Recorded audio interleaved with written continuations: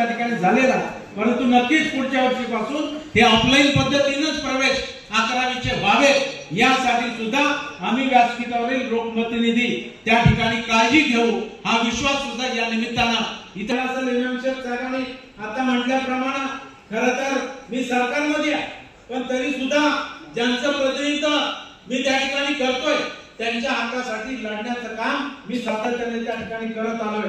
आणि म्हणून काल सभागृहामध्ये शिक्षकेतर कर्मचाऱ्यांचा प्रश्न ही भूमिका घेण्याचं काम आपण त्या ठिकाणी केलं, कारण ही राज्यातली 65,000 पद आहेत। एकीकडे आपण नोकऱ्या देण्याचं सरकार घोषणा करतंय आणि दुसरीकडे मात्र जी पदं बजेटरी आहेत, ज्याला ऑलरेडी बजेटची प्रोव्हिजन आहे, पायाभूत पद आहेत, ती पदं मात्र कायमस्वरूपी आपण घालवतोय।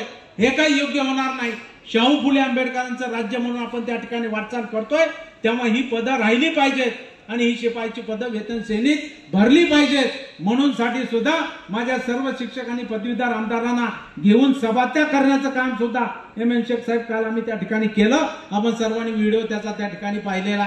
काल आमच्या जुन्या पेन्शनचा प्रश्न सुद्धा मी त्या ठिकाणी लावलेला होता, कारण 1 नोव्हेंबर 5 पूर्वी या राज्यामध्ये देशामध्ये जुनीच पेन्शन योजना होती, परंतु तुमची शाळा टप्पानुदानावर आहे। तुमची शाळा 1 नोव्हेंबर 5 नंतर 100%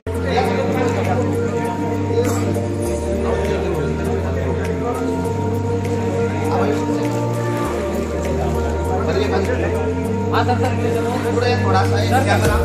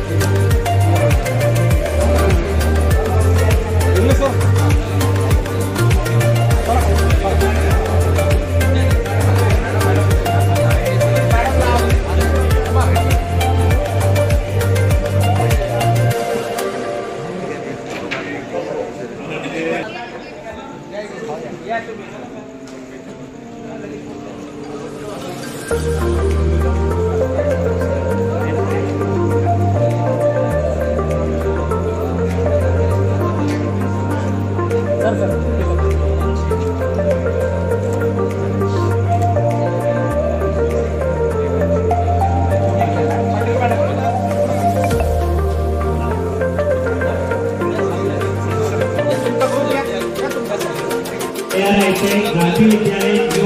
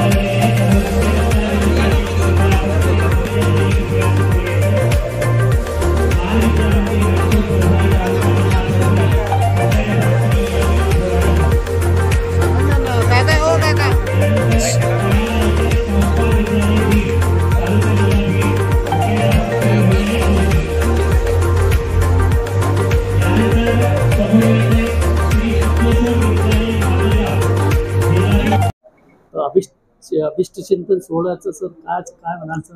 आज या ठिकाणी माझ्या वाढदिवसाचं औचित्य साधून छत्रपती संभाजीनगर जिल्हा राष्ट्रवादी शिक्षक संघ आणि मित्र परिवाराच्या वतीनं अभिष्ट चिंतन आणि या विभागातील इयत्ता 10वी मध्ये 100% गुण घेतलेल्या विद्यार्थ्यांचा गुणगौरव सोहळा आयोजित केलेला होता। या कार्यक्रमासाठी पालकमंत्री माननीय आमदार संजयजी शिरसाट, त्याचबरोबर माननीय मंत्री महोदय अतुलजी सावे साहेब आणि मान्यवरांच्या उपस्थितीमध्ये हा सोहळा संपन्न झाला। खरं म्हणजे वाढदिवस हा आपण लहान मुलांचा साजरा करत असतो, परंतु या निमित्तानं विविध सामाजिक उपक्रम व्हावेत, गोरगरीब विद्यार्थ्यांना गोरगरीब लोकांना मदत व्हावी, हा पण एक प्रमुख उद्देश वाढदिवस सोहळा साजरा करण्याचा असतो। खरं म्हणजे या निमित्तानं गेल्या 1 तारखेला हा वाढदिवस होता.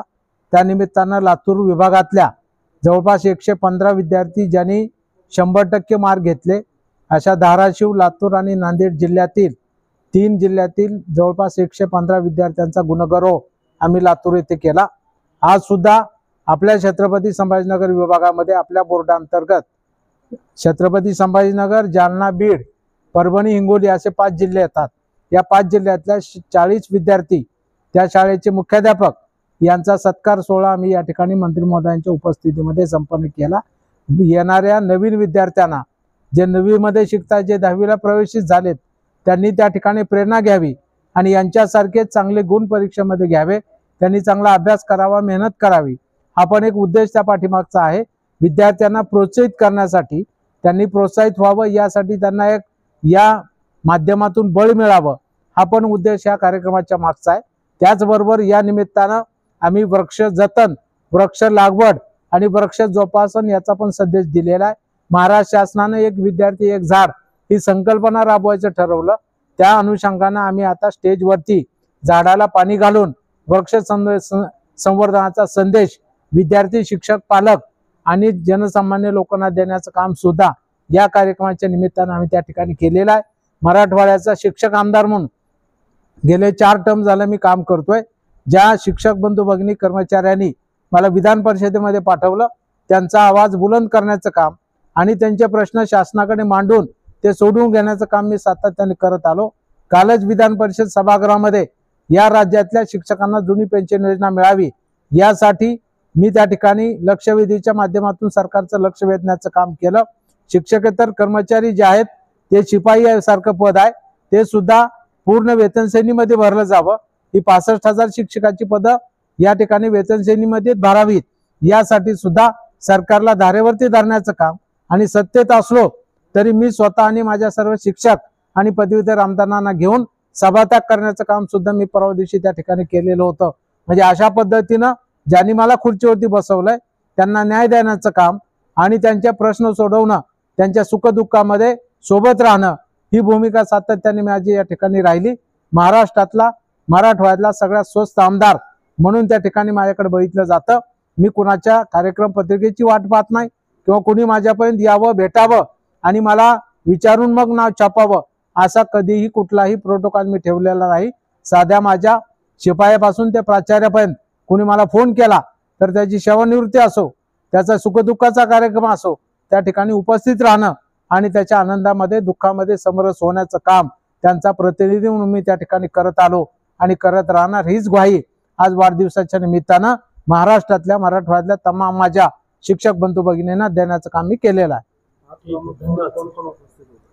आज या ठिकाणी आपले पालकमंत्री, सामाजिक न्याय मंत्री माननीय नामदार संजयजी शिरसाट साहेब, बहुजन कल्याण विकास मंत्री, नांदेडचे पालकमंत्री माननीय नामदार अतुलजी साहेब साहेब, माजी आमदार कैलासजी पाटील, माजी आमदार MM जी शेख या ठिकाणी, त्याचबरोबर आपल्या शासकीय वैद्यकीय महाविद्यालयाचे अधिष्ठाता शिवाजीरावजी सुकरे, शिक्षण अधिकारी माध्यमिक विभागाच्या त्या ठिकाणी लाटकर मॅडम इत्यादी प्रमुख मान्यवर या कार्यक्रमाला उपस्थित होते.